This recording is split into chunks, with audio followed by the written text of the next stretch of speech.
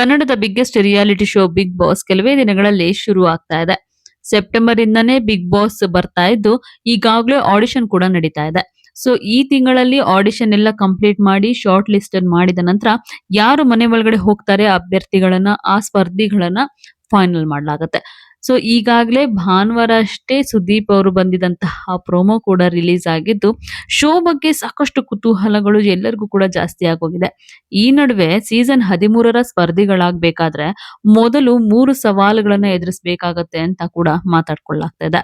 Social ಮೀಡಿಯಾದಲ್ಲಿ ಈ ಒಂದು ಚರ್ಚೆ ಸಖತ್ ಕ್ಯೂರಿಯಾಸಿಟಿಯನ್ನ ಹುಟ್ಟುಹಾಕಿದ್ದು ಯಾವ ಒಂದು ಸವಾಲನ್ನ ಸ್ಪರ್ಧಿಗಳು ಎದುರಿಸಬೇಕು, ಏನ್ ಮಾಡ್ಬೇಕಾಗುತ್ತೆ ಅದಕ್ಕೆ, ಇದೆಲ್ಲ ಕೂಡ ಪ್ರಶ್ನೆಗಳು ತಗೊಳ್ತಾ ಇದ್ದಾರೆ. ಹಾಗಾದ್ರೆ ಏನದು ವಿಚಾರ ಅನ್ನೋದನ್ನ ನಾವು ಕೂಡ ಹೇಳ್ತೀವಿ. ಅದಕ್ಕೂ ಮುಂಚೆ ನೀವು ನಮ್ಮ ದಿ ಸ್ಪೆಷಲ್ ಕನ್ನಡವನ್ನ ಇದುವರೆಗೂ ಕೂಡ ಸಬ್ಸ್ಕ್ರೈಬ್ ಮಾಡ್ಕೊಳ್ಳಿಲ್ಲ ಅಂತಂದ್ರೆ ಈಗಲೇ ಸಬ್ಸ್ಕ್ರೈಬ್ ಮಾಡ್ಕೊಳ್ಳಿ. ಹೆಚ್ಚಿನ ವಿಡಿಯೋ ಅಪ್ಡೇಟ್ಸ್ಗಾಗಿ ಬೆಲ್ ಐಕಾನ್ ಪ್ರೆಸ್ ಮಾಡ್ಕೊಳ್ಳಿ. ಎಸ್, ಇಷ್ಟು ದಿನ ಬಿಗ್ ಬಾಸ್ ಮನೆ ಒಳಗಡೆ ಸೆಲೆಬ್ರಿಟೀಸ್ ಗಳಿಗೆ ಮಾತ್ರ ಅವಕಾಶ ಇತ್ತು. ಅಷ್ಟೇ ಅಲ್ಲ, ಯಾರಾದ್ರೂ ಸೋಷಿಯಲ್ ಮೀಡಿಯಾದಲ್ಲಿ ಹೆಸರು ಮಾಡಿದ್ರೆ ಅವ್ರನ್ನೂ ಕೂಡ ಬಿಗ್ ಬಾಸ್ ಮನೆ ಒಳಗಡೆ ಕಳ್ಸಿರೋದು ಕೂಡ ಉಂಟು. ಆದ್ರೆ ಇದೇ ಮೊದಲ ಬಾರಿಗೆ ಸಾಮಾನ್ಯ ಜನರಿಗೂ ಕೂಡ ಬಿಗ್ ಬಾಸ್ ಮನೆ ಒಳಗಡೆ ಬರುವಂತಹ ಅವಕಾಶವನ್ನ ಕೊಡ್ಲಾಗಿದೆ. ಅದಕ್ಕೋಸ್ಕರ ಆಡಿಷನ್ ಕೂಡ ನಡೀತಾ ಇದೆ. ಎಲ್ಲರಿಗೂ ಆಸೆ ಇರುತ್ತೆ, ನಾವು ಕೂಡ ಬಿಗ್ ಬಾಸ್ ಮನೆ ಒಳಗಡೆ ಹೋಗ್ಬೇಕು, ಅಲ್ಲಿ ಟಾಸ್ಕ್ ಗಳನ್ನ ಆಟ ಆಡ್ಬೇಕು, ನಾವ್ ಏನು ಅನ್ನೋದನ್ನ ಜನಗಳಿಗೆ ತೋರಿಸ್ಬೇಕು. ಅಲ್ಲಿಂದ ಹೊರಗಡೆ ಬಂದ ಮೇಲೆ ಏನಾದ್ರೂ ಒಂದು ಅಚೀವ್ ನ ಮಾಡಬೇಕು. ಅಲ್ಲಿಂದ ಹೊರಗಡೆ ಬಂದ್ಮೇಲೆ ಹೇಳೇ ಹೇಳ್ತಾರೆ ಇವರು ಬಿಗ್ ಬಾಸ್ ಮನೆ ಒಳಗಡೆ ಇದ್ರು ಅಂತ ಹೇಳಿ. ಸೊ ಸ್ವಲ್ಪ ನೇಮು ಫೇಮು ಎಲ್ಲ ಕೂಡ ಬಂದಿರುತ್ತೆ. ಅದನ್ನ ಇಟ್ಕೊಂಡು ಅಥವಾ ಅಲ್ಲಿಂದ ಸಿಕ್ತಂತಹ ಬ್ರೇಕ್ ಇಂದಾನೆ ಏನಾದ್ರೂ ಒಂದು ಲೈಫ್ ಅಲ್ಲಿ ಸಾಧನೆ ಮಾಡ್ಬೇಕು, ಹೆಸರನ್ನ ಮಾಡ್ಬೇಕು ಅನ್ನೋದು ಪ್ರತಿಯೊಬ್ಬರಿಗೂ ಕೂಡ ಆಸೆ ಇದ್ದೇ ಇರುತ್ತೆ. ಅದಕ್ಕೋಸ್ಕರನೇ ಈ ಬಾರಿ ಸಾಮಾನ್ಯ ಜನರಿಗೂ ಕೂಡ ಬಿಗ್ ಬಾಸ್ ಮನೆ ಒಳಗಡೆ ಹೋಗುವಂತಹ ಅವಕಾಶವನ್ನ ಕೊಡಲಾಗಿದೆ. ಈ ಹಿಂದೆ ಪ್ರತಿ ಸೀಸನ್ ನಲ್ಲೂ ಕೂಡ ಸ್ಪರ್ಧಿಗಳ ಆಯ್ಕೆ ಬಗ್ಗೆ ಅಂತಿಮ ಕ್ಷಣದಲ್ಲಿ ಟ್ವಿಸ್ಟ್ ಅನ್ನ ಕೊಡ್ಲಾಗ್ತಾ ಇತ್ತು. ಸೀಸನ್ 12ರಲ್ಲಿ ಸ್ಪರ್ಧಿಗಳು ಒಂಟಿ ಅಥವಾ ಜಂಟಿಯಾಗಿ ಹೋಗ್ಬೇಕಾ ಅನ್ನೋದು ವೀಕ್ಷಕರು ನಿರ್ಧರಿಸಿದ್ರು. ಅದಾದ ನಂತರ ಸೀಸನ್ 11 ಬಂತಲ್ಲ, ಅದರಲ್ಲಿ ಸ್ವರ್ಗ ಮತ್ತೆ ನರಕ ಅನ್ನುವಂತಹ ಪರಿಕಲ್ಪನೆ ಶುರುವಾಗಿತ್ತು. ಇನ್ನು ಸೀಸನ್ 10ರಲ್ಲಿ ಓಟ್ ನ ಆಧಾರದ ಮೇಲೆ ಅಭ್ಯರ್ಥಿಗಳನ್ನ ಮನೆ ಒಳಗಡೆ ಕಳಿಸಲಾಗ್ತಾ ಇತ್ತು. ಆದ್ರೆ ಸೀಸನ್ 13ರ ಓಪನಿಂಗ್ ನಲ್ಲೇನೆ ಒಂದು ಭಾರಿ ಟ್ವಿಸ್ಟ್ ಅಂತ ಇಟ್ಟಲಾಗಿದೆ.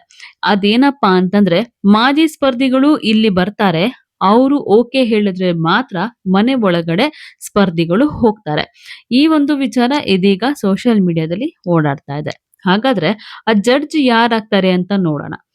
ಮಾಜಿ ಸ್ಪರ್ಧಿಗಳಾಗಿರುವಂತಹ ನಟಿ ಸಂಗೀತ ಶೃಂಗೇರಿ, ನಟ ವಿನಯ್ ಗೌಡ ಮತ್ತೆ ನಟ ಗಿಲ್ಲಿ ನಟ ಕೂಡ ತೀರ್ಪುಗಾರರಾಗಿ ಕಾಣಿಸ್ಕೊಳ್ಳಲಿದ್ದಾರೆ ಅಂತ ಹೇಳಲಾಗ್ತಾ ಇದೆ. ಈ ಮೂವರು ಏನಾದ್ರೂ ಓಕೆ ಹೇಳಿದ್ರೆ ಮಾತ್ರ ಹೊಸ ಸ್ಪರ್ಧಿಗಳಿಗೆ ಬಿಗ್ ಬಾಸ್ ಮನೆ ಒಳಗಡೆ ಹೋಗೋದಕ್ಕೆ ಪ್ರವೇಶ ಸಿಗ್ಲಿದೆ ಅಂತೆ.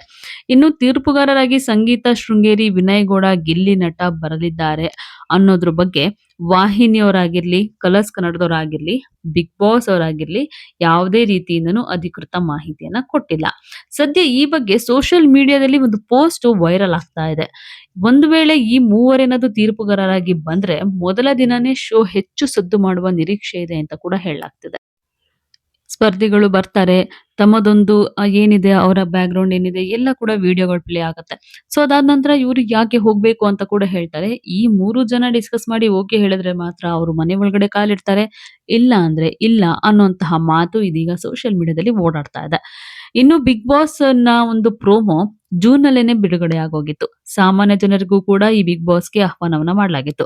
ಸಾಮಾನ್ಯ ಜನರ ಪಟ್ಟಿಯಲ್ಲಿ ಯಾರೆಲ್ಲ ಬರಬಹುದು ಅನ್ನುವಂತಹ ಕ್ಯೂರಿಯಾಸಿಟಿ ತುಂಬಾನೇ ಇದೆ.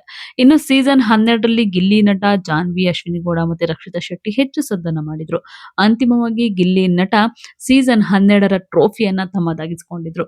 ಸೊ ಹಾಗಾದ್ರೆ ಇವ್ರು 3 ಜನ ಬರ್ತಾರಾ? ನಿಜವಾಗ್ಲೂ ಈ ರೀತಿಯಾಗಿ ಈ ಬಾರಿಯ ಒಂದು ಬಿಗ್ ಬಾಸ್ ಸ್ಪರ್ಧಿಗಳ ಆಯ್ಕೆ ನಡೆಯುತ್ತಾ, ಏನು ಎತ್ತ ಅನ್ನೋದನ್ನ ಒಂದು ವಾಹಿನಿಯವರೇ ಹೇಳಬೇಕು, ಇಲ್ಲಾಂದ್ರೆ ಬಿಗ್ ಬಾಸ್ ಅವರೇ ಅಧಿಕೃತವಾಗಿ ಮಾಹಿತಿಯನ್ನ ಹೊರಡಿಸಬೇಕು.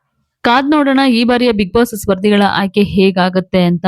ಸೊ ಬಿಗ್ ಬಾಸ್ ಕುರಿತಂತಹ ಎಲ್ಲಾ ಅಪ್ಡೇಟ್ಸ್ ಗಳಿಗಾಗಿ ನೀವು ನಿಮ್ಮ ದಿ ಸ್ಪೆಷಲ್ ಕನ್ನಡವನ್ನ ನೋಡ್ತಾನೆ ಇರಿ. ಪ್ರತಿಯೊಂದು ಅಪ್ಡೇಟ್ಸ್ ಕೂಡ ನಾವಿಲ್ಲಿ ಕೊಡ್ತಾ ಹೋಗ್ತೇವೆ. ಸೊ ಈ ವಿಡಿಯೋ ನಿಮ್ಗೆ ಇಷ್ಟ ಆಗಿದ್ರೆ ಲೈಕ್ ಮಾಡಿ, ಶೇರ್ ಮಾಡಿ, ನಮ್ಮ ಚಾನೆಲ್ ನ ಸಬ್ಸ್ಕ್ರೈಬ್ ಮಾಡ್ಕೊಳ್ಳೋದನ್ನ ಮಾತ್ರ ಮರಿಬೇಡಿ.